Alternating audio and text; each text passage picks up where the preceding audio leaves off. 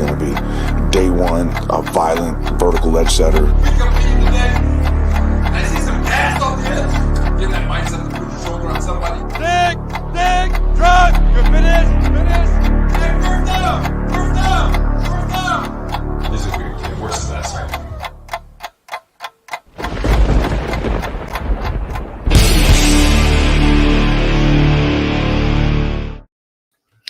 Hey guys, how you doing? How have you been? It's good to see you guys. Rocco Archie, Jets Blues is here. Yeah, man. Big Green, what's up, buddy? Liam's here. David Gerard. Sorry I couldn't start a little earlier for you. I saw that. I saw the message. I had to try to squeeze in dinner, if you can believe that. So I was trying to get that going, which I did. I was successful. So there you go. Good news, right? What's up, Frankie? Rusty Spooner's here. Gator McCluskey. Mikey Mouse. Yeah, man. So, a couple things. One is I'm really sorry that we had to like a lot of the new fans and stuff. I'm sorry you guys are getting dragged through this with us. You know, us long-term fans, like, you know, we've been doing this a long time, man. And it's like, not to say we don't have expectations, because we do, but some of the younger fans that I know have been around only for, 5 years, became fans 2010, or maybe even more recent, like 2015. There are fans that got in that year. Brandon Marshall, Eric Decker, Chris Ivory. That was a fun year. So I could understand it. If you weren't aligned with any team, that could be an exciting team. Maybe you're living Albany or something like that, and you see Brandon Marshall and Eric Decker, they're all breaking records, and Chris Ivory's thumping people up, and Revis is still here, and Cromar, all those guys, they were still around. So I get it. But it's like, yeah, man, that was it. That was a flash in the pan. And you know what sucked about that one is the truth is that we had enough firepower that if we got into the playoffs, there was enough there that they could have done something. Like, once you're in the dance, you know what I mean? Once you're there, and we had vets and just the whole thing, that was a seasoned team filled with people who were generally, there were guys that had just missed out through their career. Like Brandon Marshall is clearly he was one of the best receivers in the league for a long time. And, never made the playoffs. Isn't that crazy to think?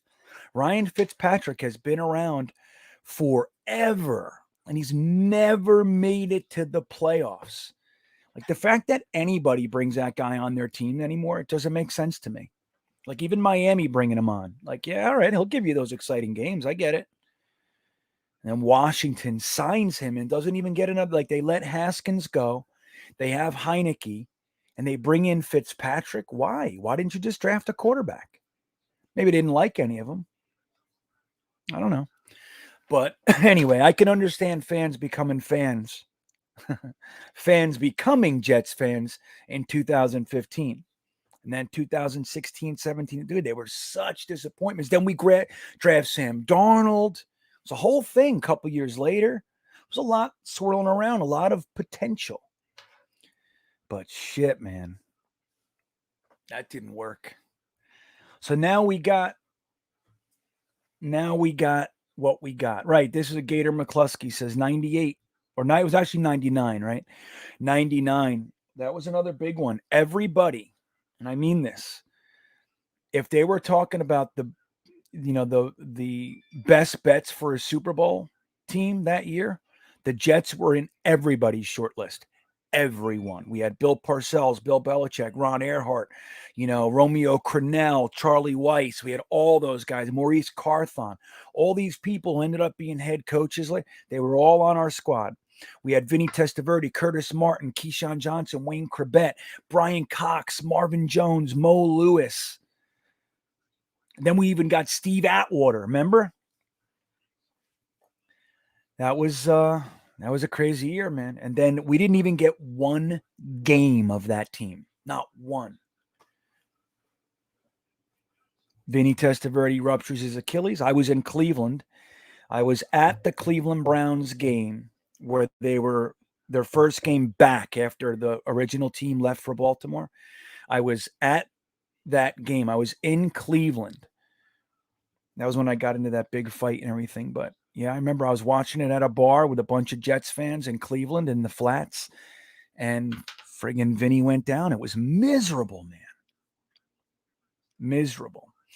So anyway, I'm sorry for you guys. I mean, I really should say I'm sorry for the long-termers, but like myself, but dude, we know. I still get excited. I still do it, but you can sense it. Like how this was a funny one. We were in the live stream, and after they went down and made it 17-0 this last Sunday, all of us old timers were like, this is exactly when our quarterback throws a pick. This is it. This is the exact time that our quarterback tries to make something happen and throws a pick.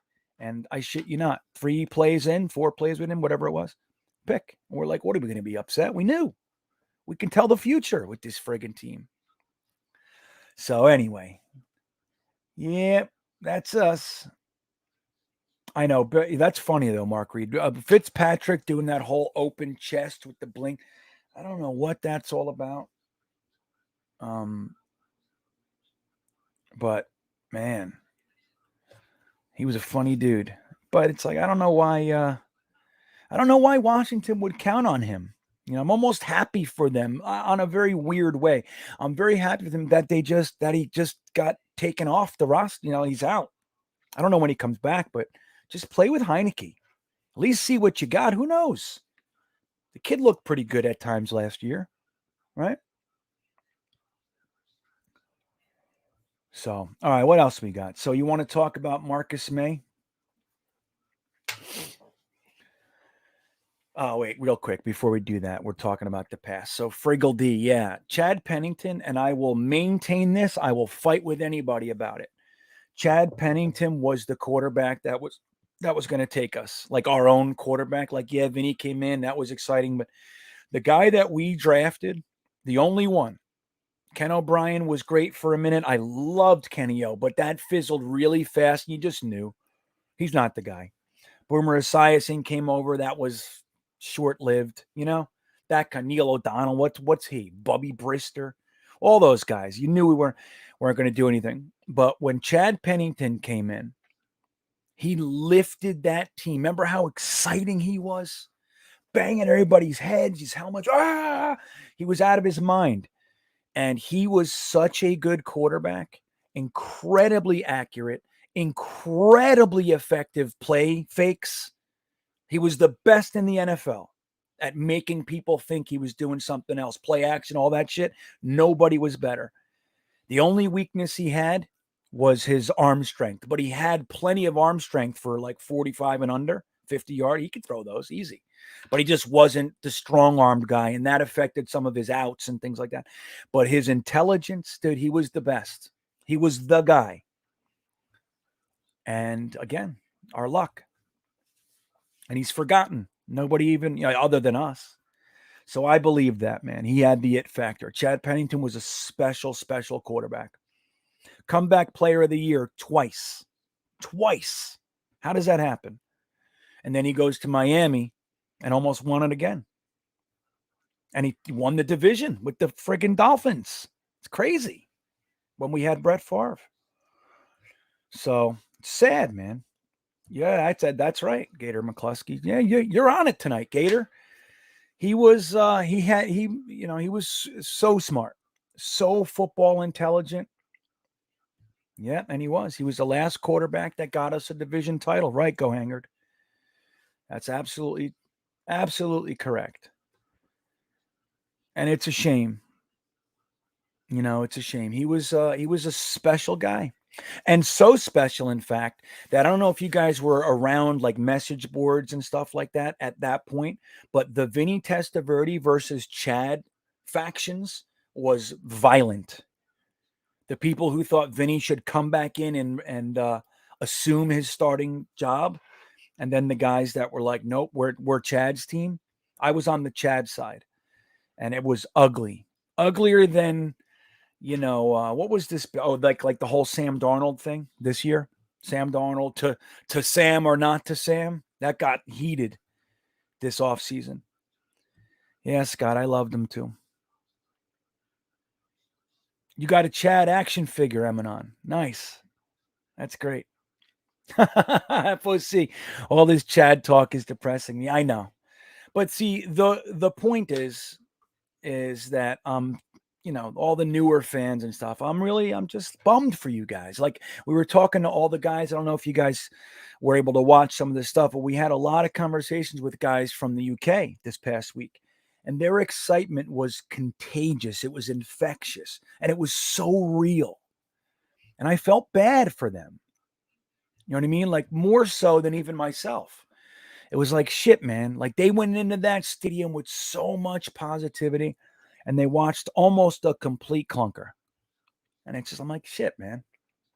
You like seeing these guys kind of jump on and become passionate Jets fans, and it's like they're just doing the same thing to them. So, all right.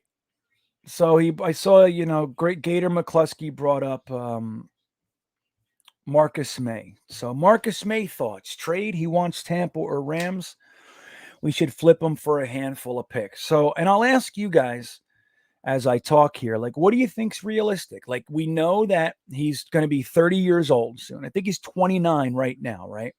So they get him at 29, but if they're going to re-sign him, they're re-signing a 30-year-old safety who's old for his age. You know what I'm saying? Like, he hasn't been in the league all that long. He's only in his 5th year, but he has the age of like a 7th year guy, right? So he's old for his age, and he's been injured.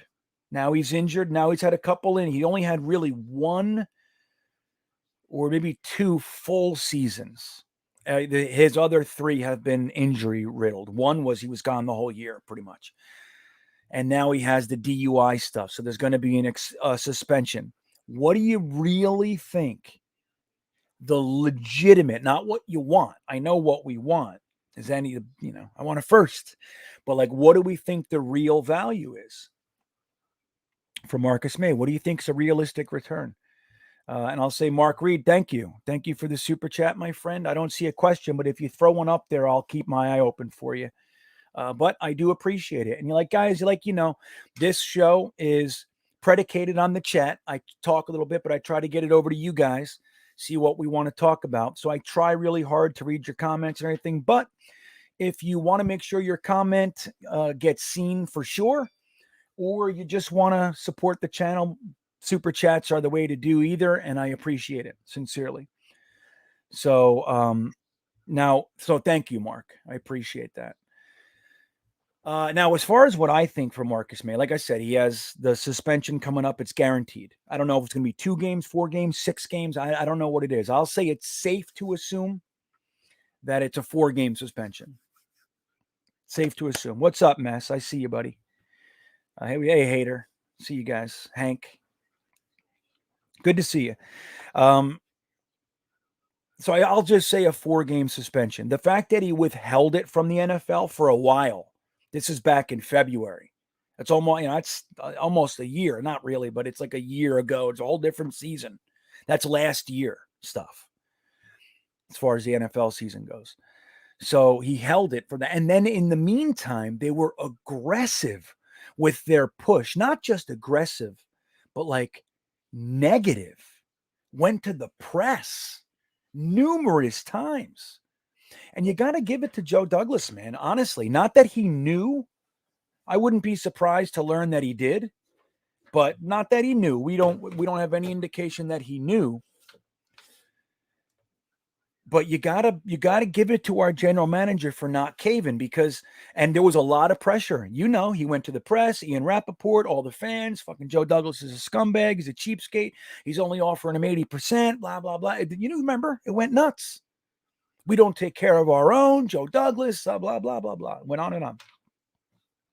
You got to give it to him for saying, I don't really care what this guy says to the press. I'm not doing it. That's not what I'm going to do. So imagine Imagine if he did do it, what we would be straddled with right now. An injured guy who's going to be a 4-game suspension that we're paying $13 or $14 million for the next 3 years. And that's what his staff was trying to do. That's what they were doing. They wanted to lock him in to the guarantees. So when this shit happens, it didn't affect him. And that is douchebaggery at its finest. So now, as far as what I think he can get in a trade, I think he still can get a 3rd-round pick. I think that best case would have been a 2nd. Best case. Marcus Maye was a 2nd-round pick, and he has played very well. He has been among the top 10 safeties for the last 2 years. He's among that group, right? So he's a very solid player, known as a team guy, voted MVP, so he's very positive, if not vocal, but he's still a positive member of the team, and the team, looks at him as a leader. So there's lots of positives. So I think we could have gotten a 2nd. That's about as good as you want a 2nd-round pick to work out. You know what I mean? That's what you're hoping happens with your 2nd-round pick. So I think you could have did that. With all this new baggage, I'm still hoping for a 3rd. I think if Joe Douglas being Joe Douglas, we might have the opportunity to get a 2nd. That's possible. But I don't think so. I think it's going to be a 3rd, a middle of the pack 3rd-round pick. Or if it's like the Bucks, I think like a 3rd and maybe like a 7th. And don't forget, Joe Douglas has done some trades with the Bucks already. He gave them Steve McClendon for chump change. Okay, for nothing. A 2023 7th or something like that. Something crazy like that. I forget what it was exactly. So that was a favor for McClendon and for the Bucks. Hey, man, here's a good vet. He's solid. Give me a 7th in 2 years. It's fine. So there's precedent here. There's a good relationship. So I think it could happen. The Rams, I don't know. But I think a 3rd is what I'm looking for. And that would be great because then we got 2 firsts, 2 seconds, 2 thirds, 2 fourths, 2 fifths, a 6th. And I don't think we have a 7th this year. That's not bad. The only round we wouldn't have 2 in is the 6th. Incredible. Give me a 3rd and a 6th. I want 2 in every round. So Robbie Oak says, would we take a 2023 2nd-rounder for May? Yeah, I think I would. Right. And that makes a lot of sense. If you guys don't know what Robbie Oak is kind of doing there, generally speaking, it doesn't work out perfectly, but the general rule of thumb when you're for draft pick values, is that every year that you go further away from the current draft, if you trade for a year after, the general rule is that value lessens by 1 round. Or I'm sorry, increases by 1 round. Right? No, lessens. It's worth 1 round less.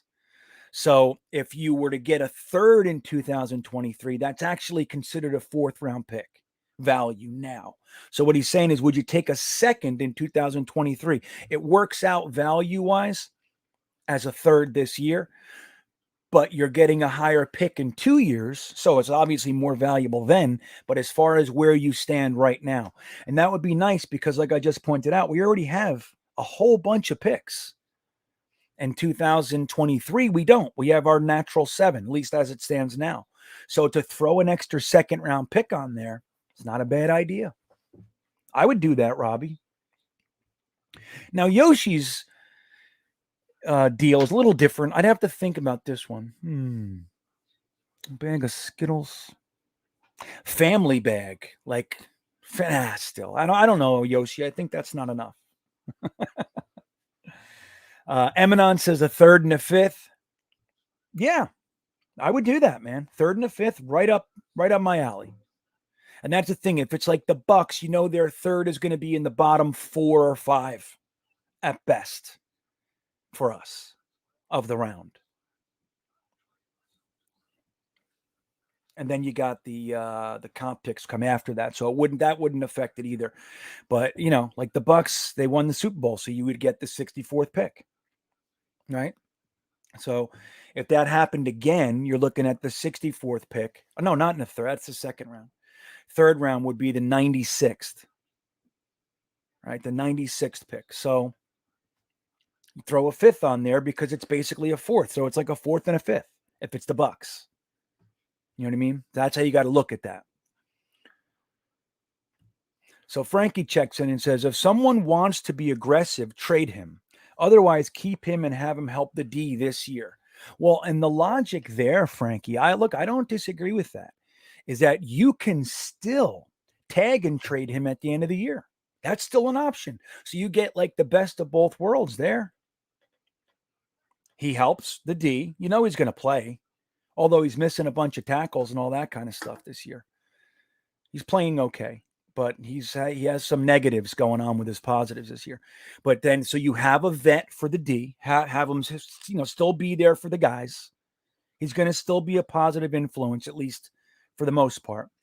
And then you tag and trade him at the end of the year, and you get a third then, right? So Jets Blues says, just move him. I don't care what I get. Like Yoshi, I'll take Skittles and a peanut butter cup. Rusty Spooner says, I'd trade Maye to Kansas City for a second. Kansas City needs a safety badly. That'd be great. And then the same thing applies. The same thought process that you would apply to the Tampa Bay Buccaneers, which is more than likely, even though they're not quite as dominant as they were maybe last year, 2 years, whatever, but they're still one of the better teams in the league. And more than likely that it's all going to be put together and they'll be toward the end of the rounds, right? They're going to be in the playoffs and all that stuff. So yeah, Kansas City for a second. I like it. I don't know, David Trott. I think he's still worth something because he plays this year. So if you trade him now, is his court date October 20th this year? The NFL is not going to penalize him more than likely till next year, right? I guess I don't know. It's not a bad point. So his court date is October 20th. Today is October 12th. So we have 8 days. And the trade deadline is November 2nd. So there you go, David. Maybe we figure it all out in court. The NFL talks about it and goes, hey, we're going to suspend them for 2 games this year or 4 games next year. And then a team decides if they want to do that. Is it worth it this year? If they need a safety this year and they're a playoff team, Marcus Maye's a pretty good option for a team that is a safety away. You know what I mean? Oh, Big Greens. I feel badly for myself every Sunday. Yeah. So Tony G says, we need at least a second or 2 back. Yeah. I don't know. I think more than likely it's a third, but I think Joe Douglas has been really good. He's been really good with these trade values, man. I don't think anybody can legitimately have a gripe with how well he's done with the trades. Look at that 6th round pick that he traded for. Both guys didn't work out, but he used 1 6th round pick for Hairston and Quincy Wilson, right? Like he sent a 6 to the Colts for Hairston just to have a vet among his kids. And it didn't work out. So they didn't play him. So the requirements weren't met, the playing time. He got the 6th back, traded it back to the Colts for Quincy Wilson to get another former 2nd round pick cornerback in here. It didn't work out, but he got 2 cornerbacks with 1 6th. And I said they didn't work, but they're good swings with his 6th round pick. So he's done cool shit. He also got that 6th round pick from the Demaryius Thomas trade.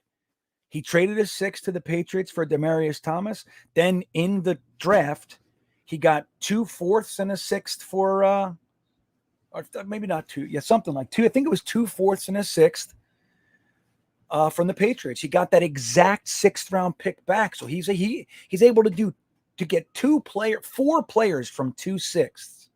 It's really quite incredible. Now it would be nice if those players worked out. Demaryius Thomas was of help that year. But anyway, let's see what else we got here. I have patience with this young team, Mark Reed. Yeah, in 2 years they will come. Yeah, I have patience. See, like it's funny, there's a lot of people misconceive what others mean a lot of the time, right? Like guys like Matt and Ryan and myself, like we talk about things. Like I'll talk about, the issues. I'll say, hey, this is what the problem is right now. And then people will say, well, hey, man, you got to have patience. Like, yeah, no, I do. I'm just telling you what I'm seeing. Like to be critical and to talk about what you see doesn't mean you don't have faith, right? Like I don't know about LaFleur. I know that he's got the pedigree. His brother's great. He's been with Kyle Shanahan for the last 6 years or 8 years. You know what I mean? So, I mean, Saleh loves him. Everybody loves him. So he's just first time in the job. So I have a lot of faith. LaFleur is the one thing that made, and then Calabrese, like I don't know. But I have faith. I have faith in Saleh. I have faith in Zach Wilson. 5 games. It's okay. He's looked great for a little bit. The end of the first game and the end of the Titans game, bro, he looked like a franchise quarterback. So it's there. You know what I mean?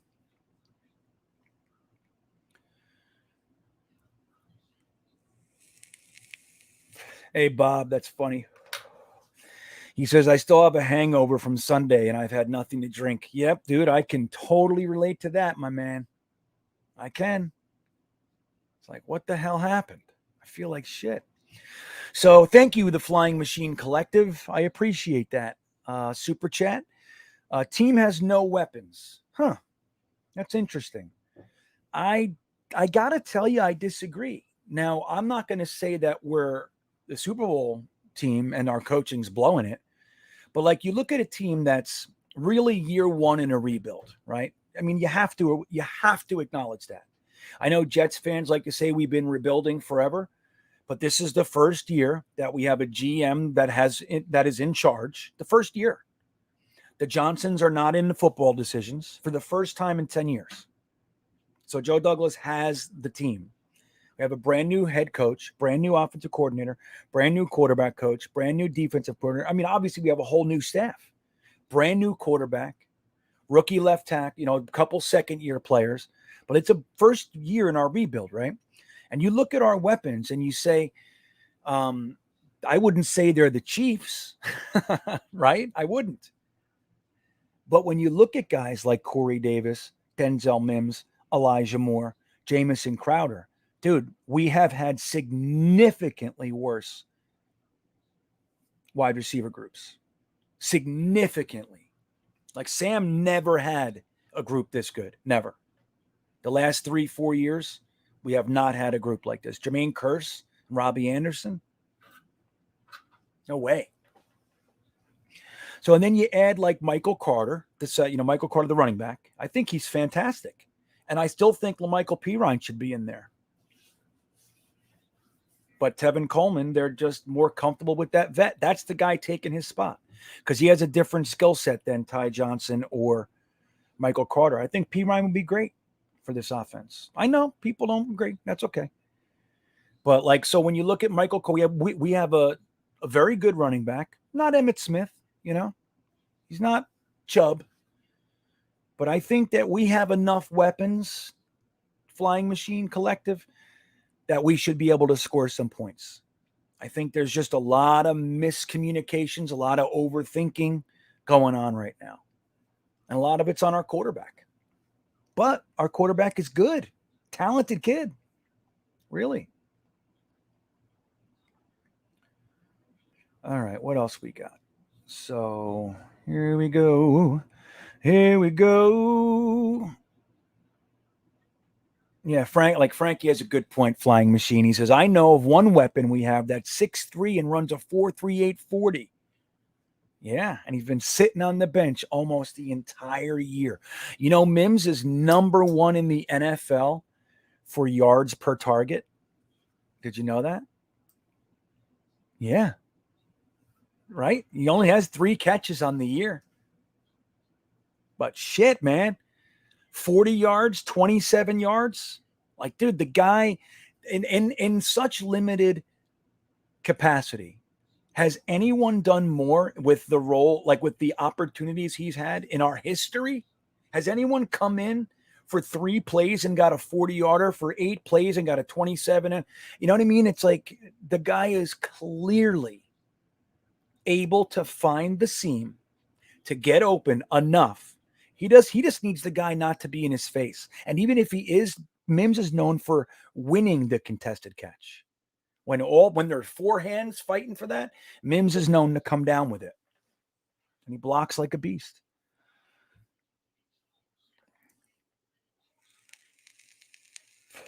So let me back it up a minute. Yeah, right, David. Demaryius was good that year. But again, I wouldn't compare Demaryius Thomas at that stage in his career to Corey Davis or Denzel Mims. Keelan Cole, yeah. I think that's about the impact. Although Keelan Cole probably has a lot more potential too. Like, we're not figuring out how to get our playmakers the ball in space. Like, we're not doing it as an offense. The fact that we can't scheme Elijah Moore open is killing me. It's blowing my mind, man. He's a crisp, surgical route runner. Why can't we get him the ball in space? Why? Give him a minute to work. Just give him a little bit to work. We have him running around behind the line and stuff. I don't know. No, at that time I was talking about Quincy Wilson, brother. I know what you're saying. I do it every day. I did it in my podcast this week. I said Quincy Wilson and didn't catch it in the editing. Damn it. And I was talking about Quincy Williams. But when I just said Quincy Wilson, I meant Quincy Wilson. I think that was his name. Let me see. Quincy Wilson is a cornerback. He's currently with the New York Giants, and he played with the Jets. Yep, that's him. Quincy Wilson, baby. There you go. I got it. I got it right that time, my man. There you go. So, all right. Scuffy McTugboat. Thank you, my friend. I appreciate that. Super chat. Bean, do you ever sleep? Love the late night content. I'm in Seattle, so thank you. Yeah, so it's only, 8? Yeah, 8 o'clock.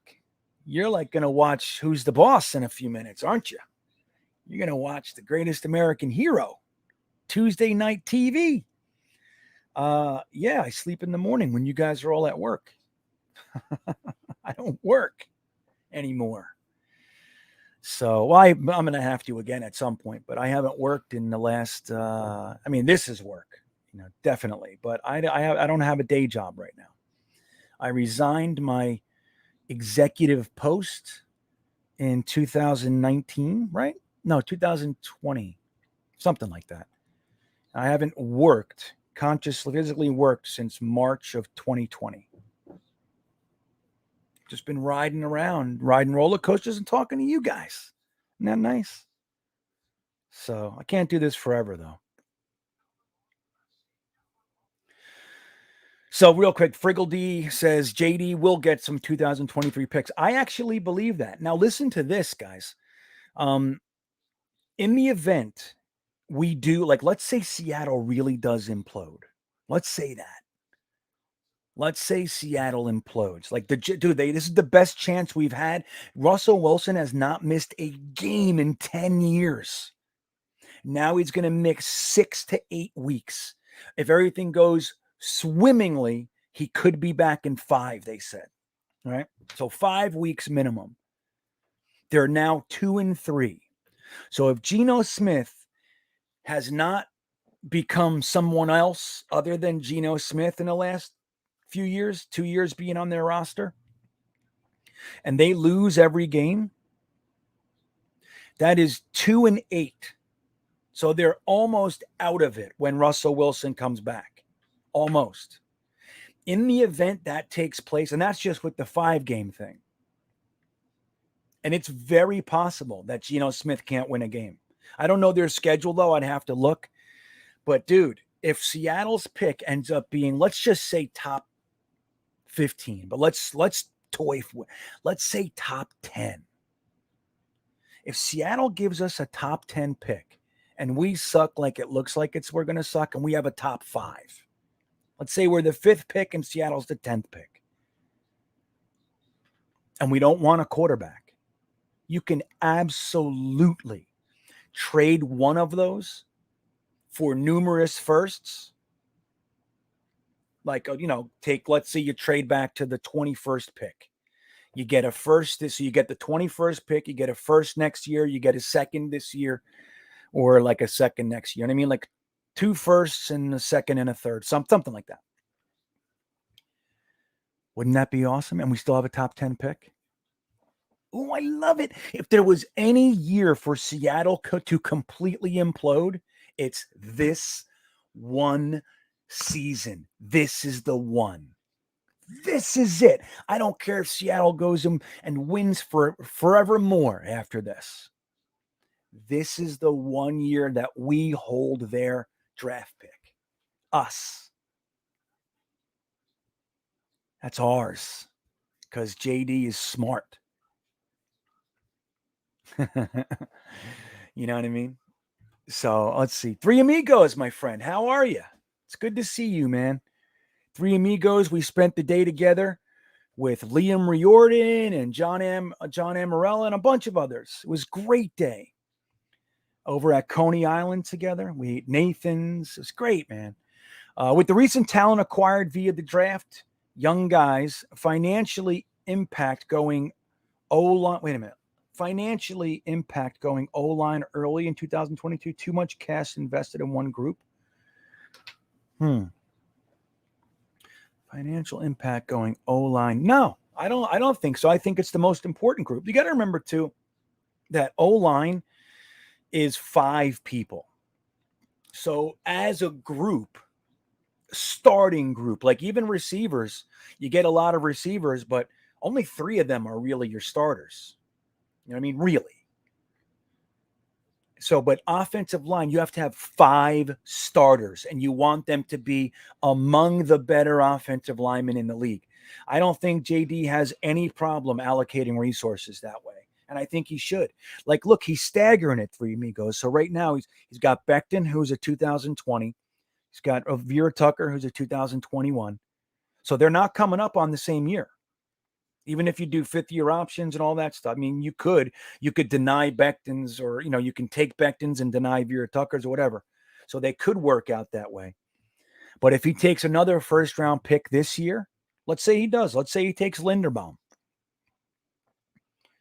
He's got 3 years in a row with first-round talent on the O-line. And they're not coming up on the same year. You just figure it out. You know, Becton's 2 years before this guy.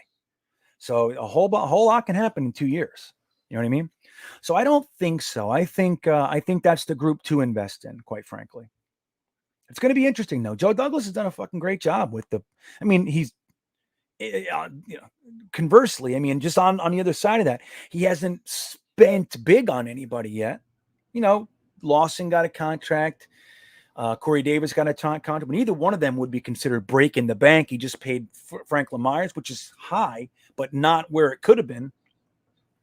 So I think he is a smart general manager. He knows where his value is. He knows where his money should be allocated. Quarterback, offensive line, wide receivers, edge rushers, that kind of thing. Safeties, probably even linebackers. Don't forget, as great as CJ Mosley is, that wasn't JD. JD found Jared Davis for chump change, and he brought in Quincy Williams. I did it. Now, it might be the first time I did it right with that guy. So, you know, I think he knows what he's doing, man. I really do. I think he knows that I think he's paying attention to 2-3 years ahead. He knows what the draft classes are likely to be, where the strengths are. He knows where he should put his money. And the fact that he hasn't overpaid for big name free agents per se just yet, it's because he knows he's not ready for that. You know? And that said, don't get me wrong. I don't love every move. Like, I would have liked to see one of those big name offensive, like Thuney, Lindsley. I wanted one of them. I did. And I was disappointed that he didn't get it. But I do like that he got Morgan Moses for $3 million, dude. $3.5 million. It goes up to $5 million if he plays a certain amount, you know?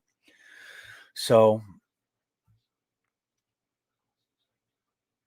yeah, Hank, that's so funny. I was saying that to Ryan and Matt earlier, right before the stream, over at Jets Talk 24/7's channel earlier tonight. I said, I wonder if Seattle will give a first for Marcus Maye. Get the band back together. You know what I mean? Putting the band back together, man. Jamal will talk. Oh, yeah, he's the best, blah, blah, blah. You know, it's very unlikely. Don't get me wrong. Seattle will never do that again. I don't think Seattle will ever trade with us again, dude. I think Joe Douglas took them for a ride and a half. That's what I think. Who'd they grab with our fourth this last year? Does anybody know? They got our fourth round pick in 2021. I'm fairly certain. Frankie, you want to check? Who did Seattle take with our fourth round pick that we gave them in that trade?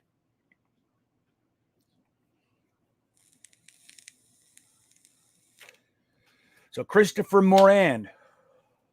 Hello, my friend. He says, get what you can, but third round players don't get us to the playoffs. We need to hit home runs in the first two rounds. Interestingly enough, the third round is actually a high concentration. It's not the first and second. You're absolutely right. But the third round is kind of the end of where the really high impact guys come from. It's still called a premium pick. And then it jumps all the way to the undrafted free agents. Did you know that? Now, granted, there are more undrafted free agents than the 32 players per round or whatever the comp pick should be. Let's say 35, 30, 40 players around. There are hundreds of undrafted free agents. And every team signs 10 of them or so. Let's say 10, that's 320 of them. So there are more undrafted free agents, but it's interesting because the first two rounds are where the highest concentration of starters comes from. Third round, obviously, being less than the second and first, but then the fourth, fifth, and sixth, and seventh, there are more guys that come from the undrafted free agent that end up being starters than are picked in those rounds. Isn't that fascinating? Like everybody freaks out over fourths and fifths, myself included. But the undrafted free agents, you find more starters there. Blows my doors off, this stuff. But good GMs know that stuff. You got to use your picks for something that you can't get in the undrafted free agents. Like that's what it is.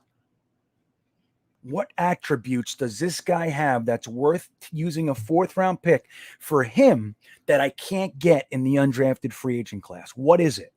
I think JD's kind of taken us, he's given us a lesson on this stuff. Don't forget, Ozzie Newsome, long-term builder, man. That's what he is. And don't forget, the Philadelphia Eagles fell off a cliff after Joe Douglas. You know, and he wasn't the GM. I don't want to, but you know, there's something to that. So, anyway, I think it's interesting. So I don't disagree with you, Morant, Chris, but I do think thirds are the end of it. Thirds are the sweet. I hated giving up those 2/3 for Vera Tucker. I hated it. I loved it because I loved Vera Tucker. So I wasn't mad at it, but I hated that it had to be both of them. Getting that extra fourth back in that trade made it. I was like, okay, I'm going to take a step back from the cliff. You know what I mean? I was so upset. I had such plans for those 2/3, man. Well, Friggle D, that's why it's hard to get a proven player from a contender mid-season.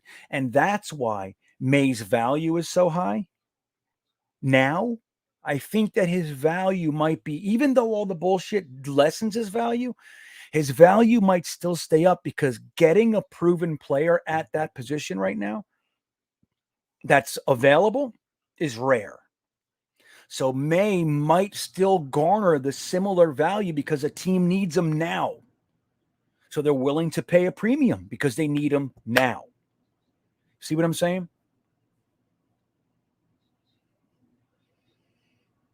Let's see. When is the trade? Hey, PG. He says, when is the trade deadline? The trade deadline is November 2nd, I believe it is.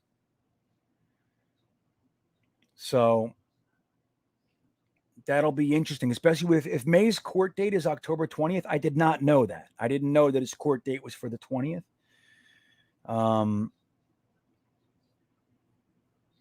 Hainsey and a 6th, huh? Robert Hainsey? Is that who that? Let me see. Let me just see if I have the name right. Yeah, Robert Hainsey. Totally. Yeah, dude. I don't know if they're giving him. He's buried, right? Isn't he though? He's playing. I don't think he's playing. He's a backup. But dude, he's their pipeline guy. They're not going to give him up, Frankie. I don't think. Yeah, Hater, I would be the same way. If Joe Douglas gets a second for Maye, even a late second, man, oh man, I'd be very, though pleasantly surprised. Me as well. I wouldn't have been before the DUI stuff. I would say a second is what we're looking for. Now, if he gets a second, I'm going to be like, yep, that's my boy. What's up? It's Snoopy. Rumors are the LA Rams, Arizona Cardinals, Bucks are currently competing for Maye's services. Right. That is the rumor. But don't forget that coming out of the Jets, this information, well, let me say, this information is not coming from the Jets. The Jets don't leak right now. They don't. None of this information is coming from the Jets. So they would have to be getting that from agents and all that kind of stuff, which means that it's not necessarily reliable. Agents are full of shit. Joe Douglas doesn't leak. So, okay, here. This is awesome. Seattle's 4th round pick was Trey Brown, cornerback, Oklahoma. So that's the pick. That's the player that they got with our 4th last year. And we used their 3rd for Elijah Vera Tucker. Right? Yes. Yes. Who was we had our own 3rd in Seattle still, right? We used both of those to move up for Elijah Vera Tucker. So they got Trey Brown, cornerback. How's he doing? Anybody know? He starting?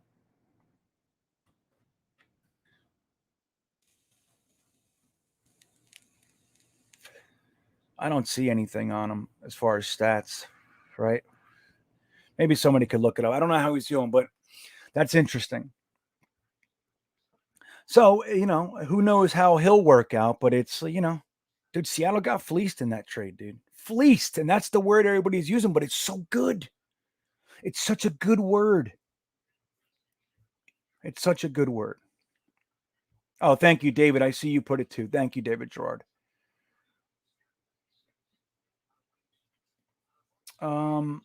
Yeah, Gator McCluskey says Sam Darnold looked like Sam Darnold. It's funny. I wanted to talk about a little bit in the previous stream, but we just didn't get there. So what did we learn in the Sam Darnold stuff? And not to wrap up the Maye. We can still talk about Maye too.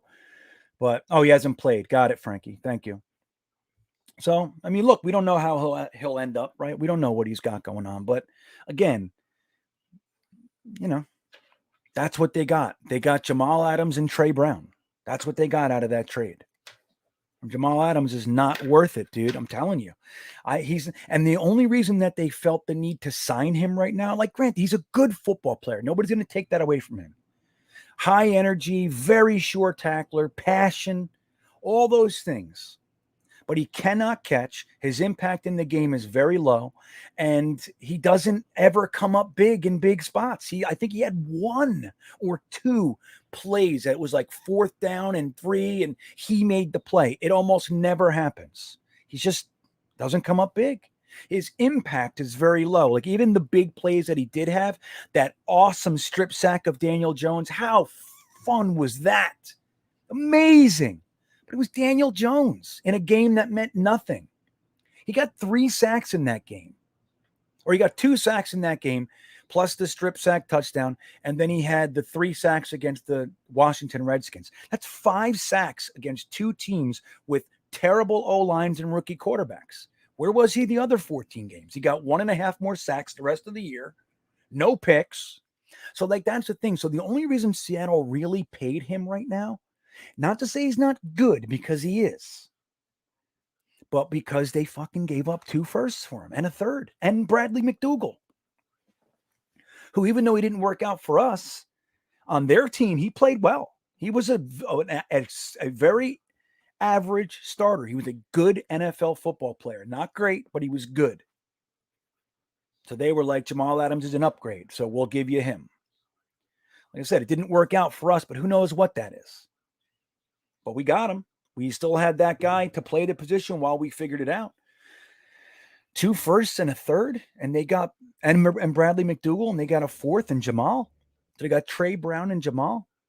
We got Elijah Vera Tucker and a first-round pick, and Bradley McDougall. So they gave him $17.5 million because they couldn't do all that and not pay him, and he knew it. He used that, of course.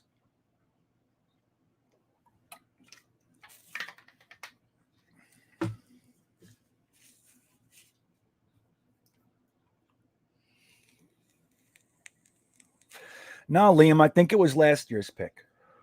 It was 2021, the fourth. We got I don't know, man. Forgive me if I'm wrong. Maybe it's not Trey Brown, but those guys seem to think it is.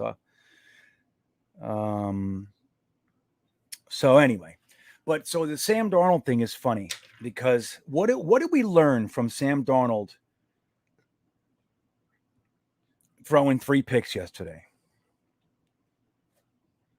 Oh, yeah, Jets Blues.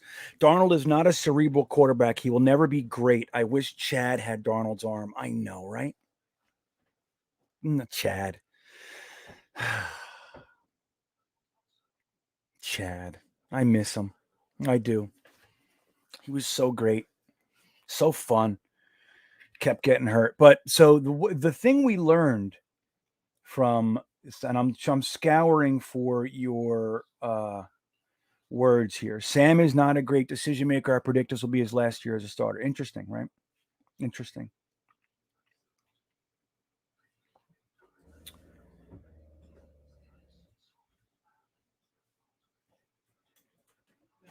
So Liam's saying this, and I might have that wrong, so it might be coming. The pick we sent to Seattle was for a 2022 fourth, not the 2021 fourth, so their pick hasn't been made yet. Let me make sure here, Liam. Liam's usually pretty good, though. I got to give it to him. Thought it was for this year's fourth, 2021.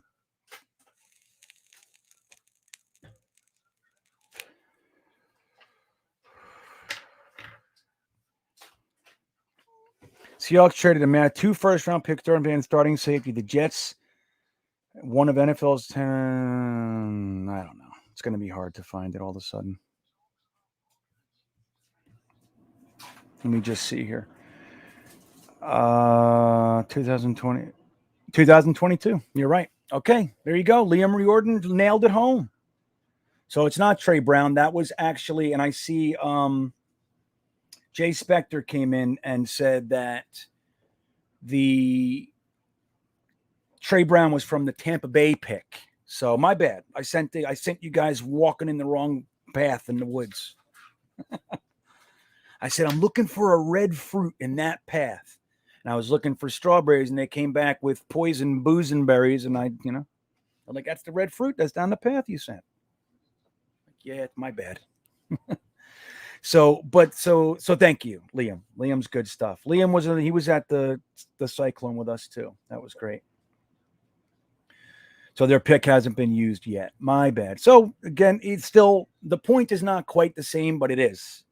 So they're going to get a 4th-round pick this year. We get a first and they get a 4th. And we use their 3rd on Elijah Vera Tucker along with the other first.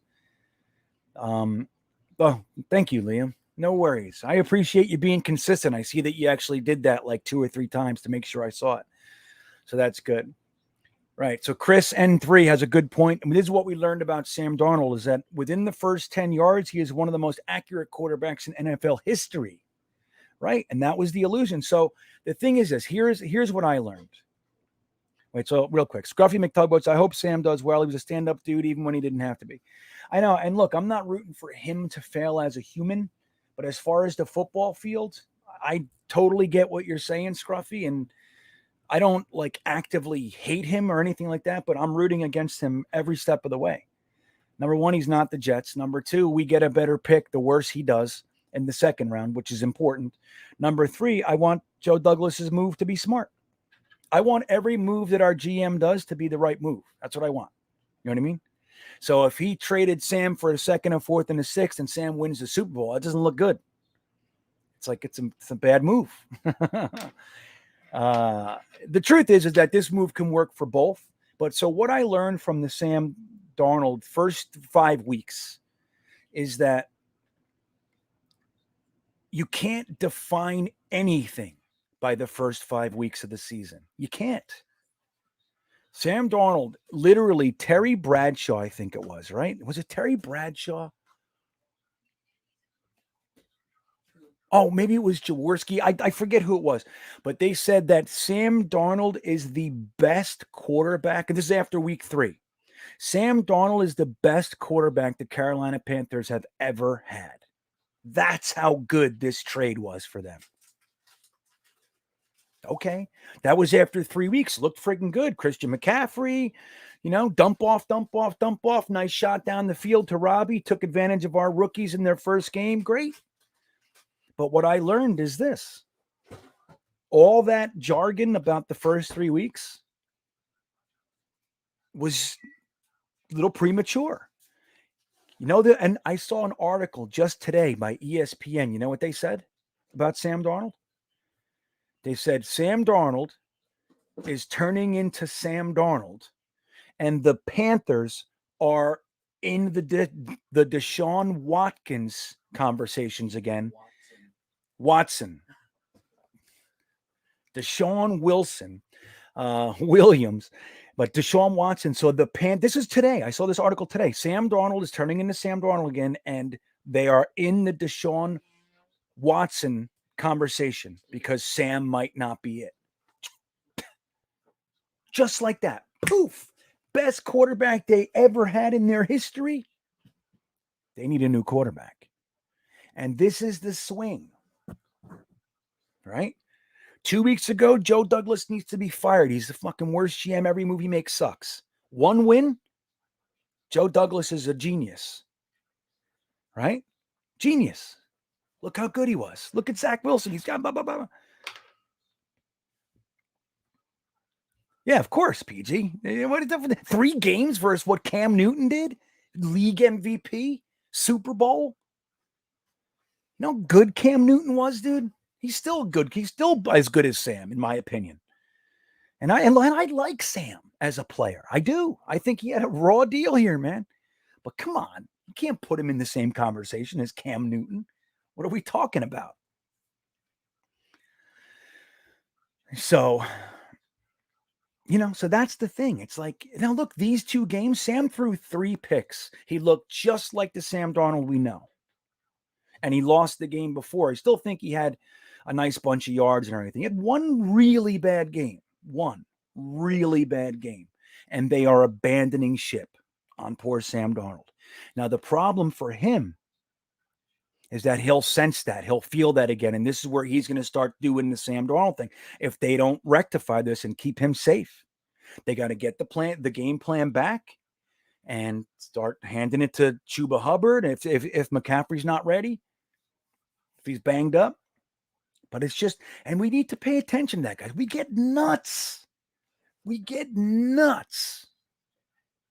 I shit you not. I had people telling me Friday night, Saturday night before the game this last week, the Jets are the lock of the week in the NFL. The lock of the week. There's no way they're going to lose. I said, when the fuck did you get here? I felt good too. Don't get me wrong. I was predicting a win. I thought we would play much better. But lock the Jets?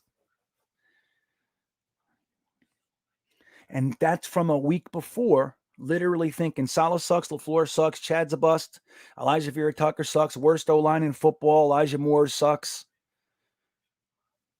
Right? Joe Douglas needs to be fired. Everything. 1 week later, we're the lock of the week because he threw a couple passes. Fun ones and good ones, though they may be.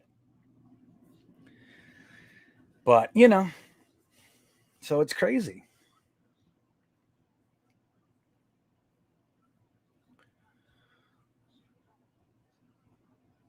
Who?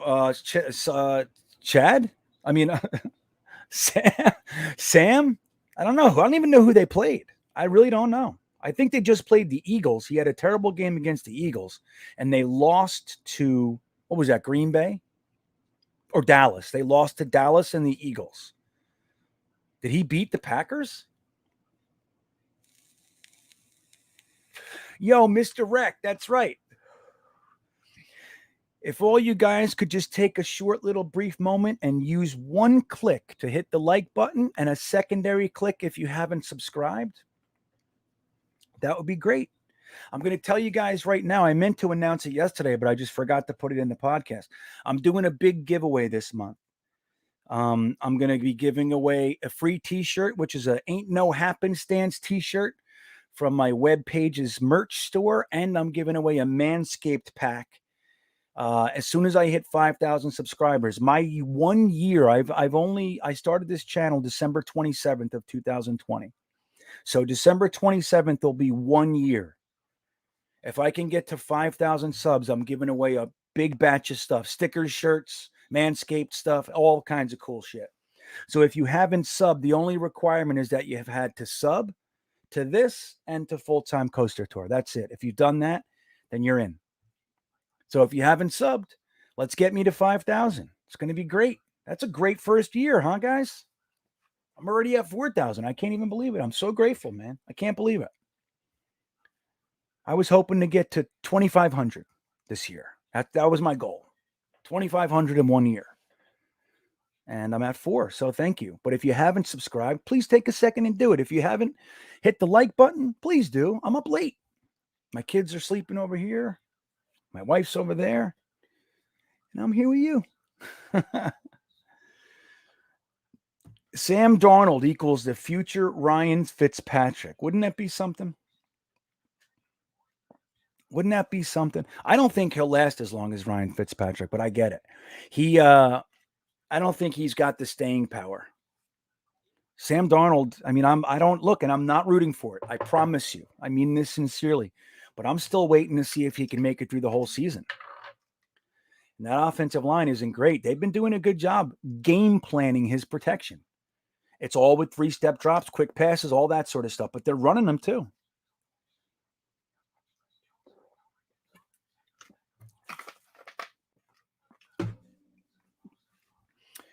So,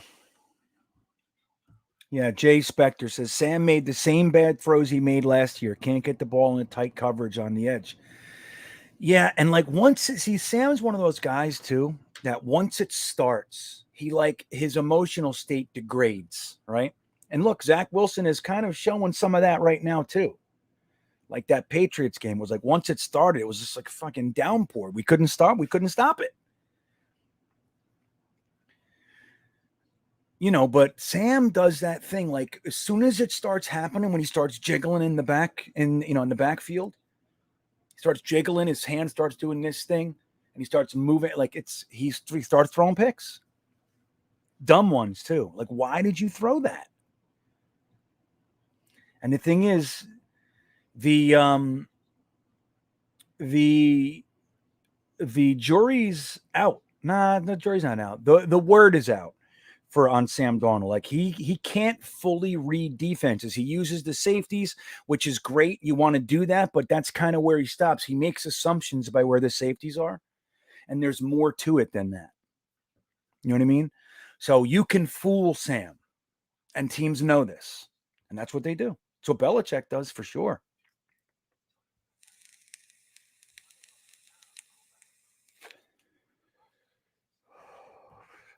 David Gerard says, I truly feel for Sam, but I never believed in him for a minute.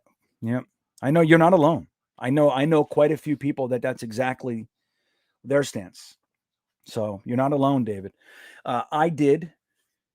I believed in him. I didn't like him coming out as much as a lot of other people. I thought Sam was off the table. I thought Cleveland was going to take him, and I thought that was great.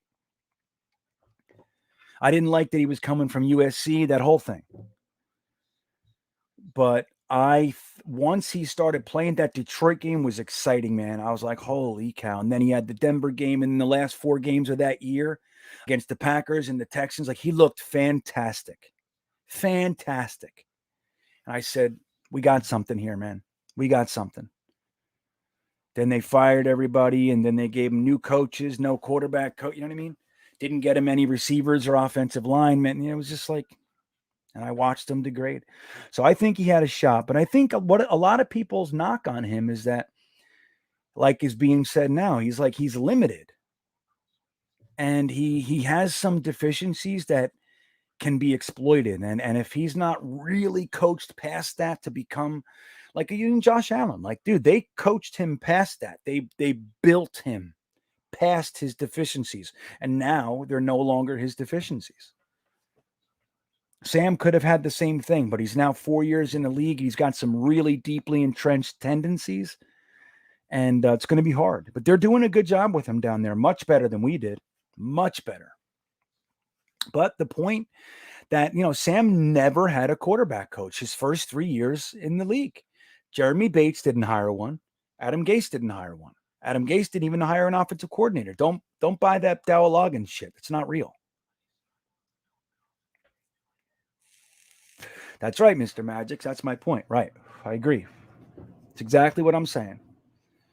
Jets didn't do him any favor. We stunted him. Like whatever those first 3 years are, dude, that's pivotal. Building a quarterback, his introduction into the NFL. And we didn't do well. No, but a lot of people, like David just said, I didn't see it from the beginning. So even though we didn't build him, he was never going to do it anyway. He could be an adequate quarterback, maybe.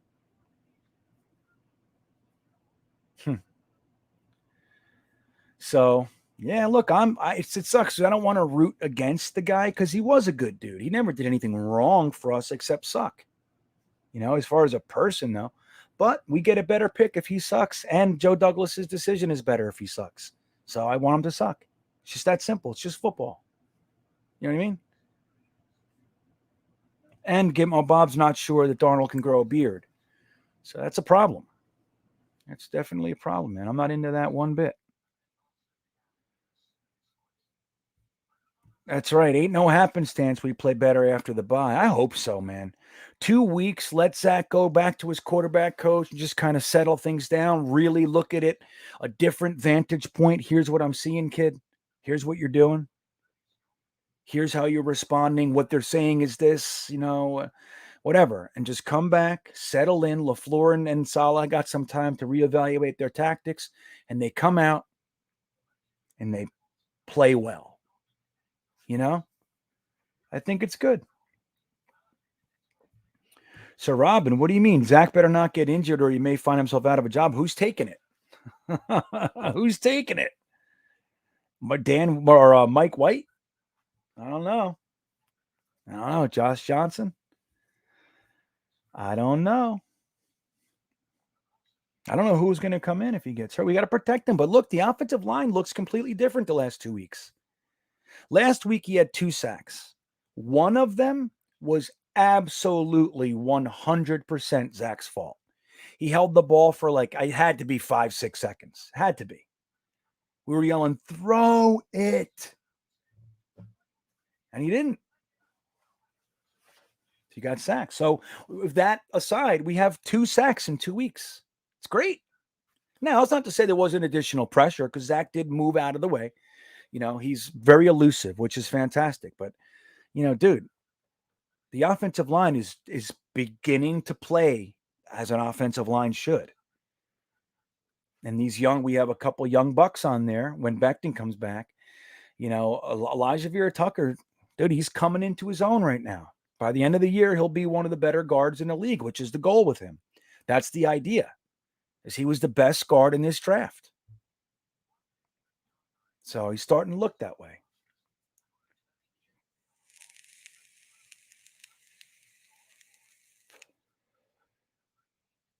Yeah, he did. And that's the thing is McCown actually functioned as Sam's quarterback coach. That's the truth. And he did well because he had somebody there. Because he didn't have any. Jeremy Bates wasn't doing it. You know what I mean? Jeremy Bates is running the offense. He can spend a little time with Sam, but he can't. You know what I mean? He's right. He's in charge of the whole operation. Yeah. So, right. TK Log says Loggins was not enough. Right. I don't know who believed that one. He's Gase's coffee boy. He's like a consultant now. He's an offensive consultant somewhere at a college. What's up, Big Arms? I see you, buddy.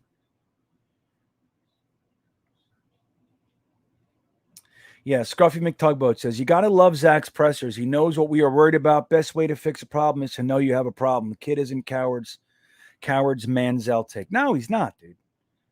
I like Zach Wilson. I really do. And as you guys know, prior to the draft, I wasn't one of the Zach Wilson guys. I liked him. I was fine with them taking him, but I like Justin Fields just as much. And I would kind of fluctuate back and forth between who I liked better that day. But I liked both of them. And if we traded back, I was totally fine trading back and taking Mac Jones. Like if we can get 2-3 firsts from that for that pick, like 3 firsts and Mac Jones was better than Zach Wilson from my perspective. I like Kellen Mond too. And I like Trey Lance. I like Kyle Trask too. But so I was totally fine, though, at number 2, if we were staying at 2 with Justin Fields or Zach Wilson. The fact that we chose Zach Wilson, I'm totally fine with it, and I happen to like him. Like, I like the way he's holding himself. I like how he's handled everything. So I'm glad it's him, and I think he's got the mental fortitude to get through this. I do.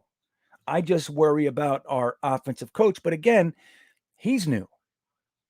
So we have to see. We have to see how they respond. Like at the end of the year, we can objectively look at this and go, all right, what the hell do we have here? But I'm going to tell you right now, anybody wishing LaFleur gets fired or demoted, I don't see it. I think LaFleur's here 2 years minimum. And that's probably for the best. I'd hate to see Zach go his first 2 years, 3 years in 3 different offenses. You know what I mean? Like, let's just stick with one. Let's just get it right. Just do it. Stay the course. Get it right. Okay? That's how I see it. So thank you, Scruffy, for the super chat. I appreciate it, man. Off topic, Green Bean. If you watch college ball, who is your team and why can't we get any interceptions? Oh, that's funny. I like how you slid that in there. That tickled me. Well, for a long time, I wasn't the biggest college fan. In truth, I got into it because of the NFL draft. Like, that's why I started paying attention to college ball. That's the honest truth. I didn't have any real alma mater. I didn't go to college, so I didn't have any allegiances. I have good friends that are passionate college fans. One's a Michigan fan, one's Penn State. I got some other guys. So I would watch those guys every now and then. But the last 5 years before I left on the RV trip, I lived in Charlottesville, just outside of Charlottesville. So that's UVA. And the whole town is UVA. And while I was living there, they won the basketball championship. And they had some really interesting football teams. I liked the year that Bryce Hall, before he was injured, that was like right the year before I was getting into it. I loved Bryce Hall. I thought he was so talented, man. So I started watching UVA. So even though I'm still not like a diehard fan of any college football, I like UVA. That's who I root for. And I'm kind of ACC too. My wife got accepted to University of Miami, the U, and she went to FIU for a while. So I watched some of them. But so I think I'm an ACC guy. And I tend to root for those teams, even when they're playing the SEC and all that. Like I tend to root for the ACC. But generally speaking, Scruffy, I watch college football because there are positions, players that I like. But I do root for UVA. That's my team. Until my kids go to one school or another, and I'm jumping. Wherever my kids go. That's my team. So, but why can't we get any interceptions? Probably be 2 reasons. One is because we have 3 rookies and 2 second-year players playing in our cornerbacks, right? So they're not really crafty yet. Bryce Hall has the best chance to, take a lead in that department. And I thought he had a pick 6 this week, man. Oh my God, I was like, oh my God, I thought he had it, but he didn't. So. But the other thing is because I think that Ulbricht is calling defenses, particularly last week, that are giving receivers too much space. So we're not like playing tight on these guys. Like, look, we had 5 passes defense last week, I believe. And they had 342 yards. So we only had 5 chances to defend those passes, really, and they got a whole bunch of tackles. Why? Because the guy was catching the ball in space constantly. So it's the schematic thing, too. And we're not crafty yet. That's what I think. They're all young.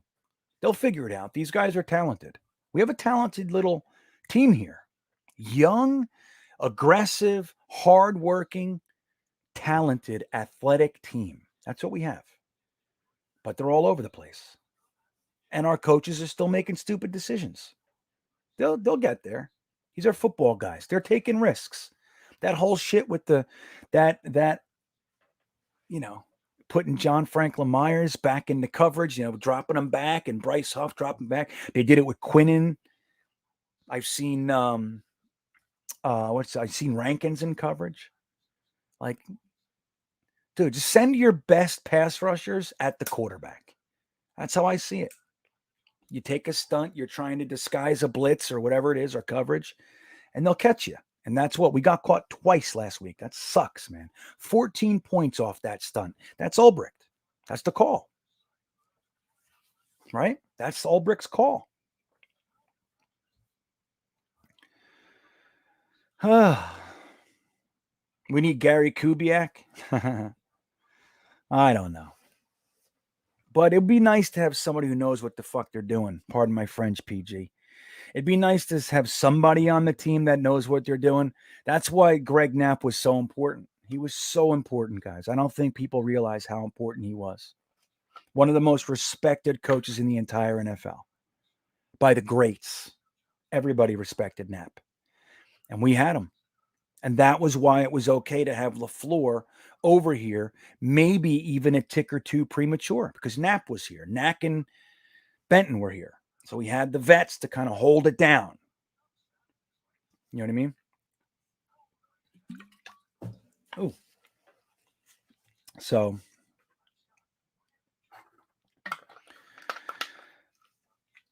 without Knapp, now we have Kavanaugh, but I don't think it's the same working relationship. I don't think it's the same dynamic. I don't think they would have done that with Matt if Greg Knapp was here. You know what I mean? So the Kubiak thing is not the worst idea, although I think let's just move forward. You know what I mean? Like, I think the days of like the Greg Williamses and the Rex Ryans and the Gary Kubiak, Kubiak maybe not so much, but that it's like there's a new thinking in the NFL. There's young, like kind of spread offense and all that sort of stuff. And we have that.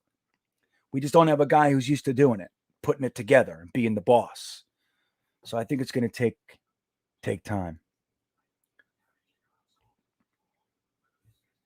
Let's see what else we got here. We got about 10 more minutes here. Let me try to get you some guys. Yeah, the Jets Kurtz, Mr. Magic. I know I've refrained from saying that. But my first thought was, I can't believe it. Like, not my first thought, but like very shortly thereafter, I was like, fucking Jets, man. Like, he got hired here, and and I don't know how true that really is, but I couldn't help thinking it. Tell you that. Damn Jets, our luck. Now, would it kill somebody? I doubt it, but still, you can't help but connect things.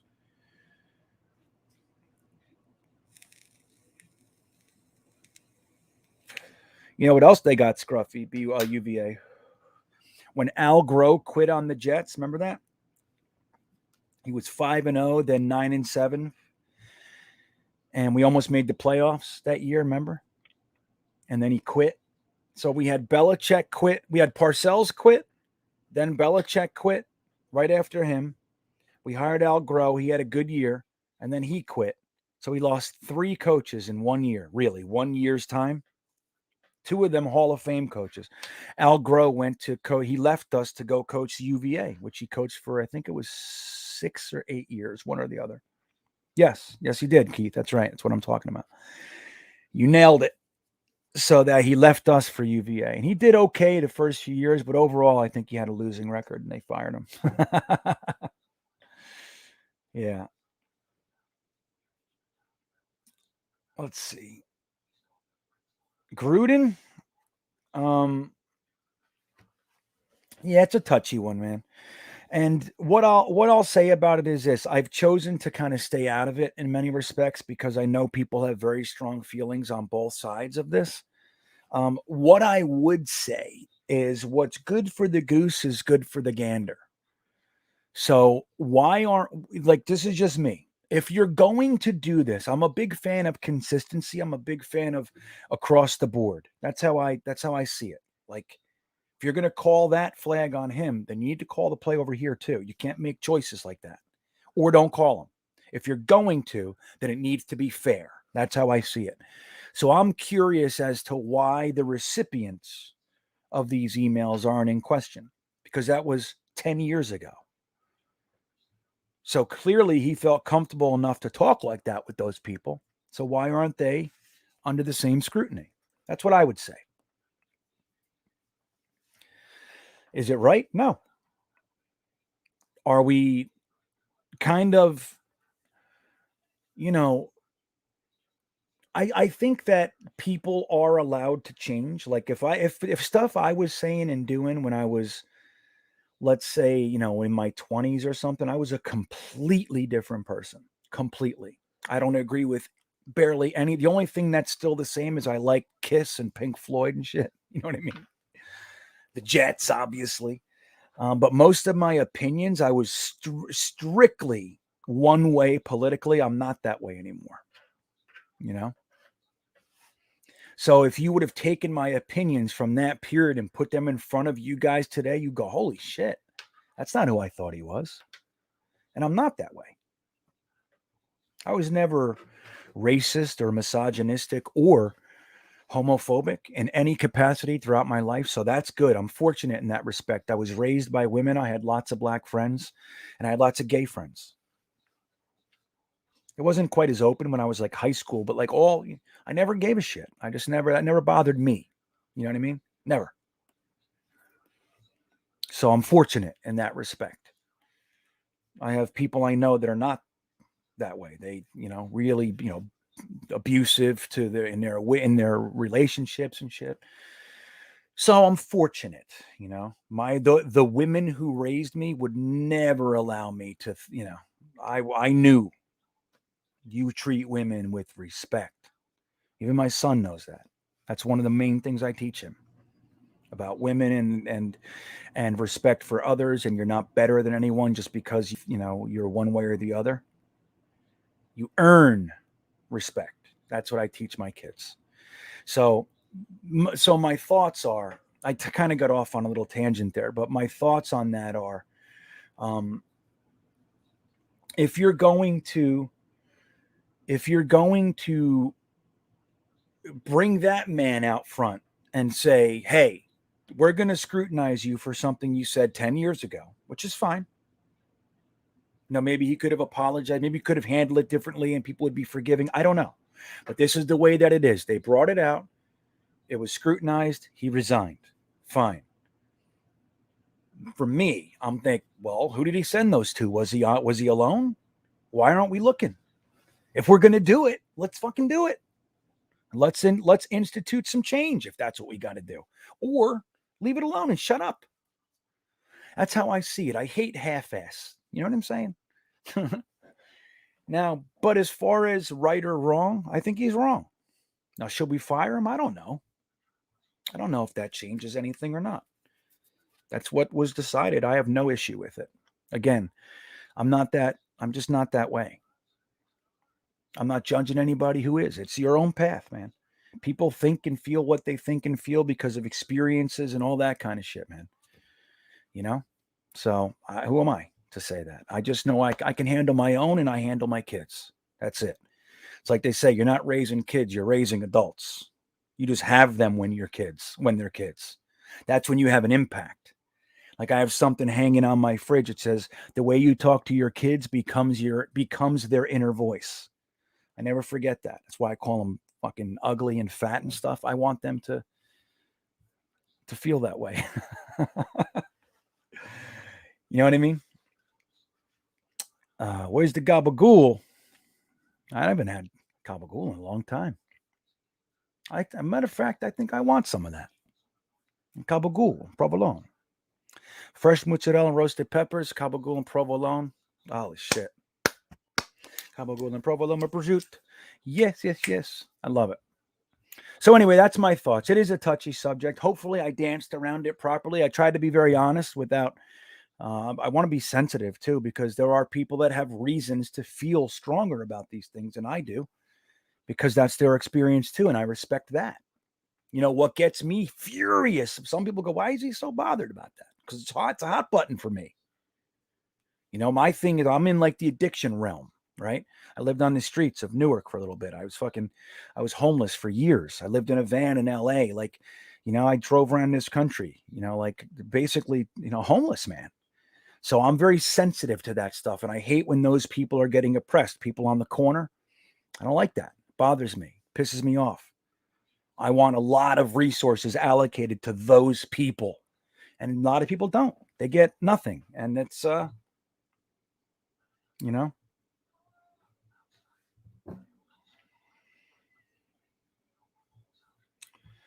So Scruffy says, your mind is a trap. You remember stuff I have to say, oh yeah, to like an idiot. To say, oh yeah.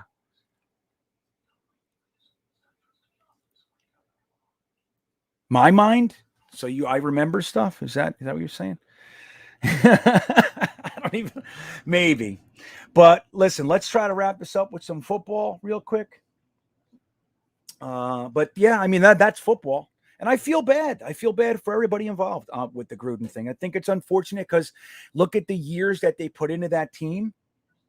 Jets fans would never have dealt with Gruden and Derek Carr. Never. Derek Carr has thrown for 4,000 yards every year, just about, a couple yards under, a couple yards more, every year of his career. They've taken his weapons and changed his offensive line, 4,000 yards. And Jets fans would have hated his guts. Half of us, anyway. And they finally look like they're turning a corner. And it's unfortunate for the Raiders fans and all that. There's more important things at play here. But it just sucks. The whole thing sucks. You are big arms? Well, let me tell you this. You can get out of that. And if you want to. I'm technically homeless too. I drive around in an RV. But that's by choice. You know? It's what I want to do. Matter of fact, it took me 5 years to get to do this. Me and my wife were trying to get this done for 5 years. So we did it. What's an amazing quote? Busted Knuckles? What was that? Me or somebody else?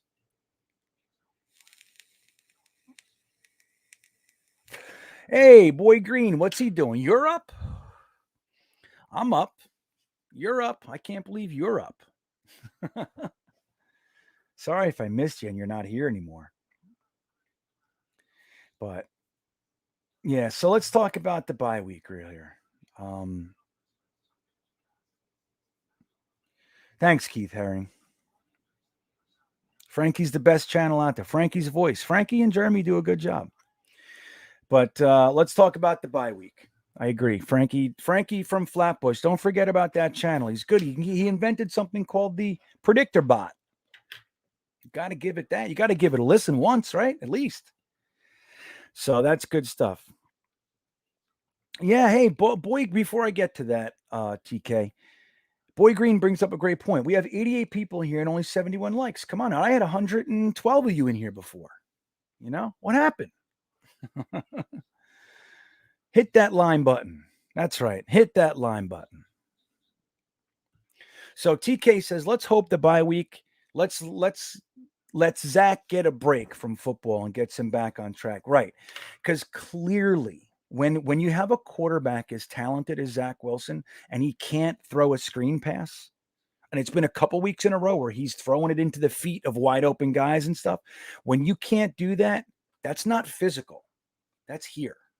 He doesn't know what he's like thinking about. Where do I put my feet? Where do I, like he's thinking. And like Matt O'Leary said, it's probably something to do with being amped up too, wanting so badly to get it right that you self-sabotage, you know? So it's like maybe, just maybe, he takes this break. They take a few days and he stares at a tree, you know, stares at a tree. for a little bit, rest your brain, then go hang out with John Beck, let him look at all your tape and say, Zach, what the hell are you doing? Why did you do that? Come on, let's fix this. And they fix it. And they come back and LaFleur goes, oh, all that shit John Beck said, that's wrong. I want you to do this. And then Zach goes, oh. By the way, Tyler Kroft's going to be out wide. Ryan Griffin's out wide left. We're going to have Corey Davis in the slot. Wesco as the running back. Get it done, Zach. And we're going to let them all in to crush you because fucking Van Roten's awesome.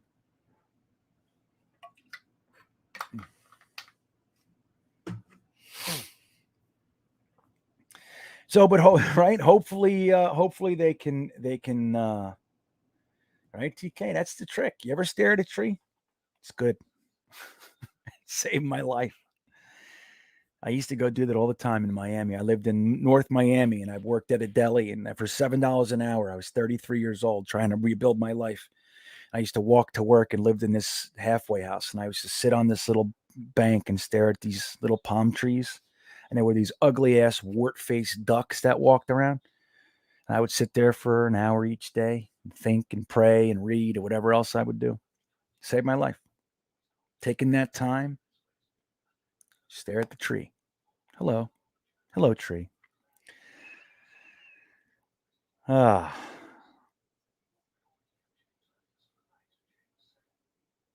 Is there a worse team to play coming off the bye than the Patriots? No. There's not. I think so. I think it's like, this is the game, dude. You want to recapture your ceiling? The Patriots are 1-4. Patriots are 1-4. You threw 4 picks or you would have beat them last time. 4 picks and 2 really bad calls, turnover calls. Everybody was dropping passes. The offensive line didn't know what they were doing. We come back off the bye and we beat the Patriots. Can't imagine a better way to come off the bye, FOC. I can't imagine it. It's going to be best. The best way to do it.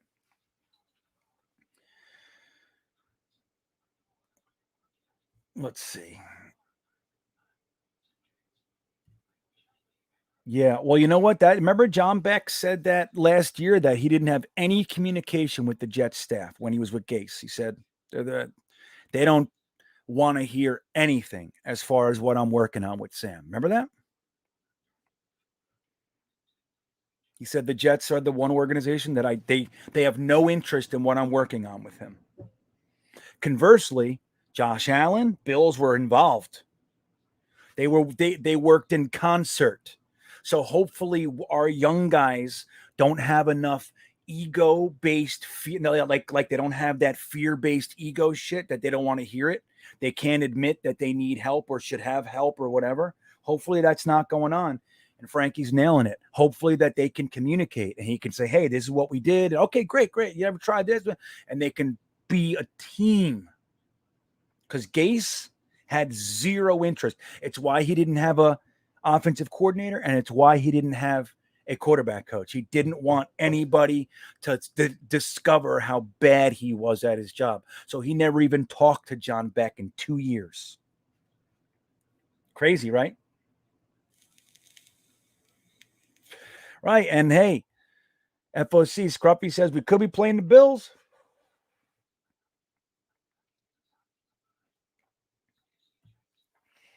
Adrian Gutierrez says, I think you fans, me, are not being realistic. This is a new system and the players need to learn their roles. Yeah. I don't think, look, there are obviously some fans that are just completely drastic. The fire Joe Douglas, Zach Wilson's a bust crowd. I think that's true. But most of us, it's like I say, like the fact that I am critical about what I'm seeing doesn't mean I don't believe in the process. It just means that that's what I'm seeing. You know what I mean? That's what I'm seeing. If Zach Wilson throws 5 screen passes into a lineman's helmet, the back of his lineman's helmet, and the other 4 into the dirt, I can talk about that. I can say, holy shit, he's supposed to be able to make those. And that doesn't mean he's not still learning and all. It's just what we're seeing.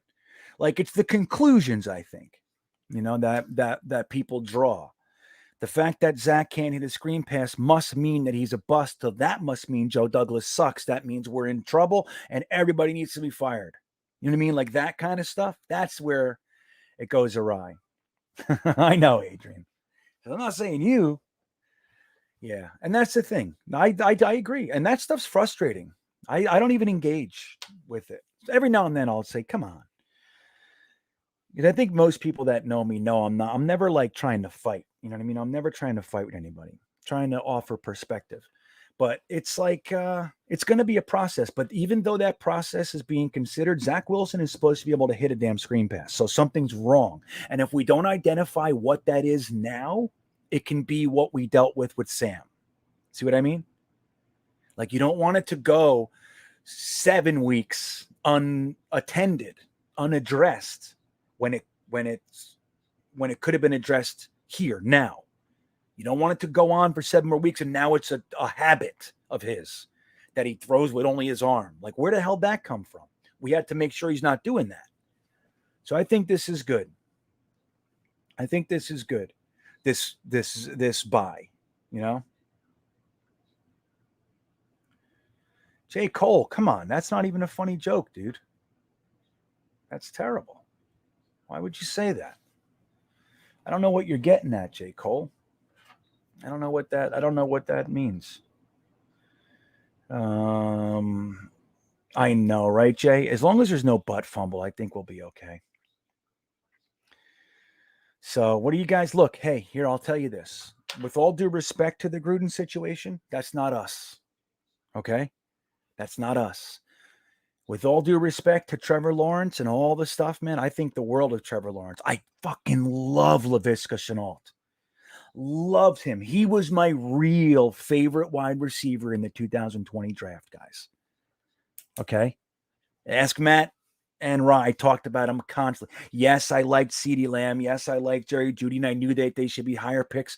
And Denzel Mims was right in there, but I said if it wasn't for the injuries that Laviska Shenault has had in college, he'd be the best wide receiver in this whole draft. I love him. So I love lots of stuff going on down there with the Jags. But hey, that Urban Meyer shit, that ain't us. That's not us. They're trying to say we're the circus. All we are is a team trying to get our feet underneath us. We're not a circus. We're just playing some bad football. Joe Douglas squashed that shit. Even the Marcus Maye stuff, he didn't tell us. Yeah, what are you going to do about it? Well, I don't know. I'm not telling you. We're keeping that in-house. Joe Douglas just squashes it. Nope. It's not my problem. How about the agent coming out 3 separate times, threw Joe Douglas under the bus? Did he get into a pissing match with him? Nope. The whole Jamal Adams thing. He threw the owner under the bus, Adam Gase, writing articles with Manish Mehta, all that stuff. What did Joe Douglas say? Jamal Adams is a stud. The goal is for him to be a Jet for life. That's it. Yeah, but he called you a piece of shit. He didn't talk to you. He went around you to the owner and cried and then took all the Jet stuff off his Twitter and Instagram, and then he wouldn't talk to you for 2 weeks. Yeah. Jamal Adams is a stud. We love him. That's what he said. And everybody says Joe Douglas is a liar. He's not a liar. He's towing the line. So he can get what he got to get done. Not lying. He's just saying, no, Jamal's a Jet for life. That's what I want. Seattle offering 2 firsts and a third and Bradley McDougall. Jamal Adams is going to be a Seahawk. Mm-hmm. We wish him well. Never gets into it. So Urban Meyer, all that stuff. It's not us, guys. All we are is a bad football team. A young football team. Like Gutierrez said, we're just a young team with new systems trying to get it right. That's it. That's it. That's all we are. And each week there are different reasons. The first 2 weeks, it was the offensive line. They were out. 3 weeks, really. It was out of control. The receivers couldn't catch the ball. Zach was hitting them in the hands. Then Zach settles down. Then the receivers settle down and Zach can't hit him all of a sudden. Right? It's crazy. But that's what's happening. It's all cyclical. It's a cycle. They're all working it out. Absolutely, Jay. The Jets are definitely a more professional organization than they're under JD and Robert Saleh. Right. And that's it. It has to start somewhere. He got rid of Kelechi Osemele in the first 20 minutes he was here, man. Tremaine Johnson, you watch that for a minute, you're out of here. Darryl Roberts calling the fans this and that. Goodbye. Quincy Enunwa, injury guarantees while he was on injured reserve. Get off my team. Le'Veon Bell, go. I don't care. Remember how pissed we were? We couldn't even trade him. It's like, I can't trade him. You look at the albatross of a contract. I can't trade him. So I want to peel the Band-Aid off now. What has Le'Veon Bell done since? He's not here taking up our roster spaces so we can run and use young guys and see what's going on. So we're already developing three guys, really. We're developing 3 running backs instead of having Le'Veon Bell suck for $12 million or 13.2. You know what I mean? So it's like, yeah, we just got to give it time. He squashed that whole circus atmosphere, which was not an easy task. Not an easy task. We got to give the medical department time, the whole thing. This will be the last thing I read, and then I'm going to bounce out of here for tonight and wish you guys adieu. Busted Knuckles checks in and says, won't we get a 3rd round comp pick for Maye next year if he walks? What's the point in trading him for less now? Well, here's why. Because comp picks are not as easy as the person that you lose gets a comp pick. The Jets are still buyers in free agency. We're not there yet. We don't have pipeline guys backfilling guys that we let go yet. We don't have it. Okay. So we're still buying free agents. So it works like this. If you lose 3 free agents and one of them, let's say you would get 2 sixths and a third because it's based on how big of a contract they sign. Essentially, there's more to it than that, but that's the main one. So they go out there and they sign 3 $10 million contract, whatever it is. So you get 2 sixths and a third. If you sign 3 free agents, Busted Knuckles, you get nothing. And now if you let 3 guys go and only sign 2, you're eligible for 1 comp pick. And they'll work it out by the most comparable guys you signed to the comparable guys you left to see which guy is eligible for a comp pick. All right. So the Jets still being buyers in free agency. Look, we're going to have $90 million or $80 million next year. Forget what it is. Something like that. We're going to have $80 million next year in free agency. So we're going to be buyers. So when we lose Maye, it's going to be swallowed by the guys that we bring in. So he's going to get us nothing. See what I mean? Like, we're not getting any comp picks in 2022. In the 2021 free agent period, we lost less guys than we signed. We signed more guys than we lost. So next year, everybody's going to be asking me the same question. What about the comp picks? Why aren't we getting comp picks? That's decided already. That's already done. That's done in 2021. Now, a lot of our free agents, like I thought Avery Williamson would get us a pick, would factor in. Nobody signed him. He's still a free agent. And a few of our guys, like Brian Poole, who was another great candidate to get signed. He got signed after the free agent period that qualifies ended. So there's only a certain amount of time that you get to do that they factor into the comp pick formula. So like 3 or 4 of our eligible free agents that would have went into that formula didn't even sign till after the time period was over. Harvey Lange was another one. So you had Avery Williamson, Brian Poole, Harvey. Like, I thought they were going to get factored in. I thought we had a great shot for comp picks. I'm like, this is great. But we signed more free agents than we lost. And that's going to more than likely happen again in 2022's free agent. So that means 2023, we're not going to get any. Eventually, he'll get ahead of it, but it takes time. So that's the thing. You're not going to. Poole just got cut. That's because he's injured. He got injured right away, right, Busted Knuckles? Right away. So that's the whole thing, man. It's like the comp pick thing. People say that to me all the time. Just fucking let him go. Get a comp pick. It's like, well, if it was that easy, sure. But it's not that easy. There's a lot that goes into it. And if see, like the thing is this, you can't have your GM bring in a whole bunch of free agents and still get comp picks. It's one side or the other.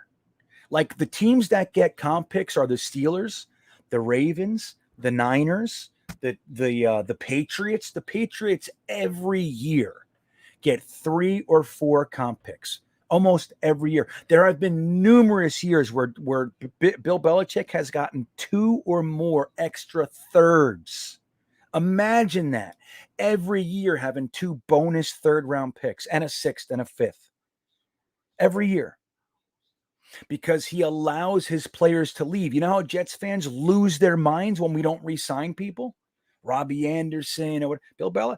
Like you're going to see Joe Douglas is going to get there. He's going to let guys that the fans love go. Why? Because he gets a free pick, and the kid that has been on the roster for 2 years is ready to take his spot. The Steelers do it constantly. They always let their big name free agents go, particularly defensive pass rushers and wide receivers. Notorious all the way back to Greg Lloyd. I was blown away when they let Greg Lloyd go and Kevin Green. I was like, what? Next guy up. When Greg Lloyd went, Kevin Green filled his shoes. When Kevin Green went, James Harrison filled his shoes. It's like, it doesn't matter. The next guy's always better because they're grooming them. They have pipeline guys. They're already on the roster. People say like Joe Douglas's 2020 draft class. Dude, they're all still here. The whole draft class. The only one that's gone is James Morgan. When you got guys like Jabari Zuniga, LaMichael Pirine, Lamar Jackson, they're here. They're learning the system. Oh, great. A fucking, undrafted free agent. How great is that? Or, a practice squad guy. Yeah, whoop-de-doo. He's here. He's learning the system. He's in the system. So there's a very good chance if he has the athleticism and he's here for 2 years, when somebody leaves, he's ready to take their spot. He's already been here 2 or 3 years. He knows the system. And that's the thing with stop freaking trading in coaches every 2 to 4 years. Like we need to buy in to guys. You need to actually allow a coaching staff to take their time and build something. We always want to fire everybody as fans. Fire him. He sucks. It's been 3 games. But yet you want comp picks. You want him to fucking buy every free agent. It's like, it doesn't make sense. It doesn't compute. It doesn't work. You can't work all those things at the same time. You can't eat your cake and have it slice at the end. Doesn't work. Either you don't eat. If you want to keep the slice, then you can't eat it. If you eat it, you don't have one. You know what I mean? Yeah, but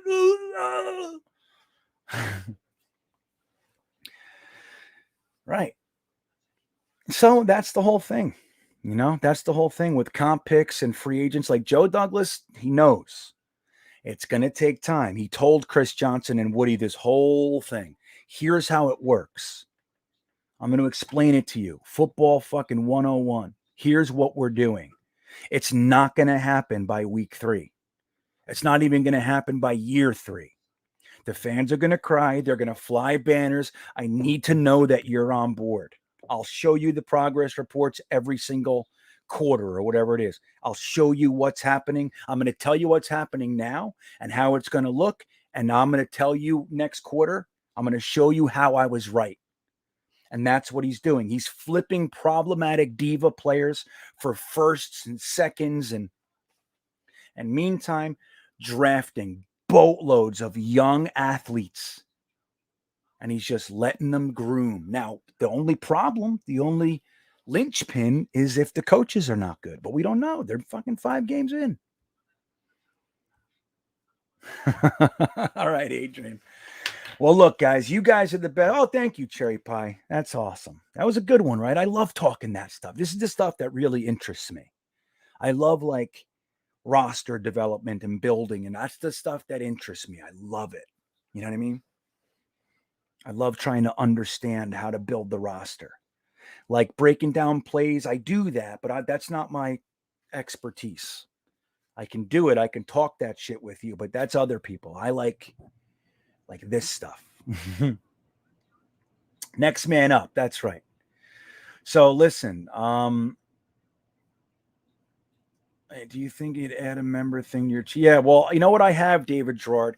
Here's what I have. I have a Patreon. So if you guys think, like, here's the way it breaks down. If you guys think like this is all free, right? All this stuff that I do. If you think it's worth $5 a month, if I add $5 a month to your life, or $10 a month, or $25, you can just in the description of this video, the first thing you'll see is a link. It says support the channel. That's my Patreon. You can support, you can pay, $5 a month, and I give you early access to the podcast, and we give you the Discord, that meeting every week. And I'm always adding new stuff to that. At least I'm trying to. So that's the thing. It's like the membership is in Patreon. It's not right here on YouTube, David. But yeah, I would greatly appreciate it, man. I have a nice little batch of supporters there, and it's really cool, man. And I think it's awesome. And so if you guys want to do that, that's the way I look at it. Like I support some people on Patreon, and it's like, yeah, the way I look at it, I love their shit, and that's worth $10 a month to me. That's how I think. So that's the way I would ask you to think. But if you do choose to support me, that's the way to do it, other than subscribing and liking the video and stuff, of course. But yeah, man, I would greatly appreciate it if you guys clicked on that link for Patreon. $5 a month, $10 a month, $25 a month, whatever it is.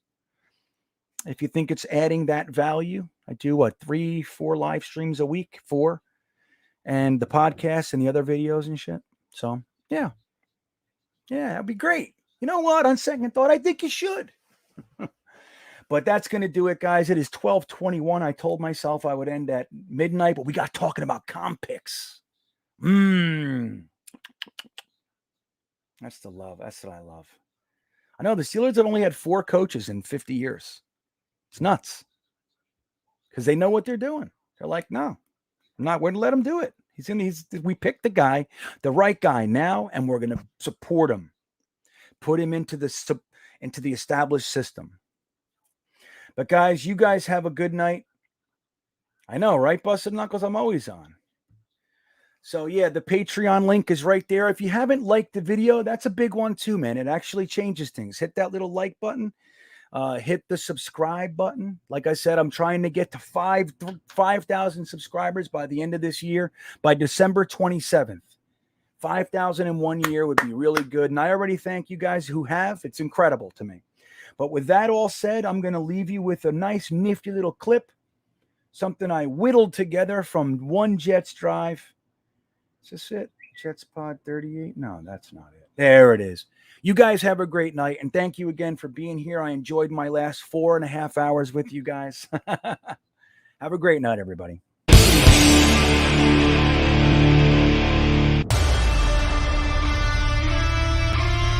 High pressure in control. Man, that looks great. Jets! Oh my God, it's so beautiful. 78 degrees, Jets football, and we're winning. That's what's going on today. That's why everybody's so psyched. This isn't no happenstance. This is a guarantee, just like Joe Namath said. See that? There are few things in life you cannot put a price on. Loyalty, tradition, fierce passion. Today is a gigantic family reunion because finally, they're back.